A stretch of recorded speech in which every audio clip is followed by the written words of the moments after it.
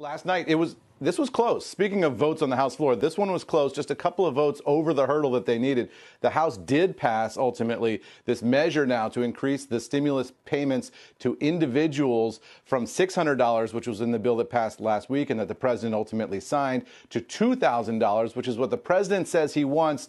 A number of Republicans followed along with the president. They got just over that two-thirds hurdle. That means this goes to the Senate now. It's not at all clear what's going to happen in the United States Senate at this point.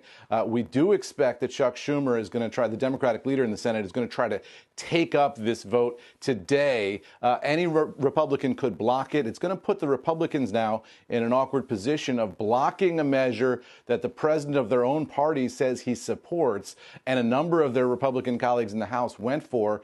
So we're going to see whether they even bother to take it up. But at some point, they're going to have to block Chuck Schumer if that's the road they decide to go down, instead of just simply throwing up their hands and voting for the $2,000 checks. Interestingly, the House bill would give $2,000 to adults and to children and adult dependents. That's a little bit more generous than what we were expecting. So that's something to watch for, as well as Republicans are looking at their concerns about the overall deficit here. It's $464 billion bill. Meanwhile, in the House, they also voted to override the president's veto on the defense bill. We'll see if the Senate can do the same thing today. Senator Bernie Sanders is going to try to link the two at some point here and say you don't get to vote on the defense bill unless you vote on the $2,000 check. So all of that is up in the air. Very unclear, Joe, now where it's going to go at this point. So for investors, the one thing you know for sure is that Treasury is suggesting that they think that they can get the $600 checks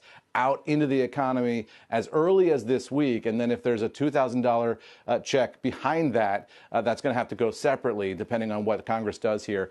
Treasury doesn't look like they'll be able to process that as quickly as the $600 piece, which they've been expecting now for some time. Joe. You know, the op-ed pages in the Journal have not always been the president's favorite, but this scathing today. Trump gives Schumer an assist. The president writes a $2,000 check to make Democrats the majority, talking all about how this could backfire in Georgia. Mr. Trump's narcissism isn't news, but if Republicans lose the Georgia seats and the majority, Republicans across the country can thank Mr. Trump for their 2021 tax increase. So they're not. Yeah, look, how are those two Georgia Republicans going to vote on this? This puts them in a tough box, right? So that's one of the political questions here. And the fascinating sort of ideological question here is, the president has not always been sort of a traditional conservative. He's more of a populist conservative, and things like giving checks to people in a pandemic, that appeals to that populist conservative side of this president.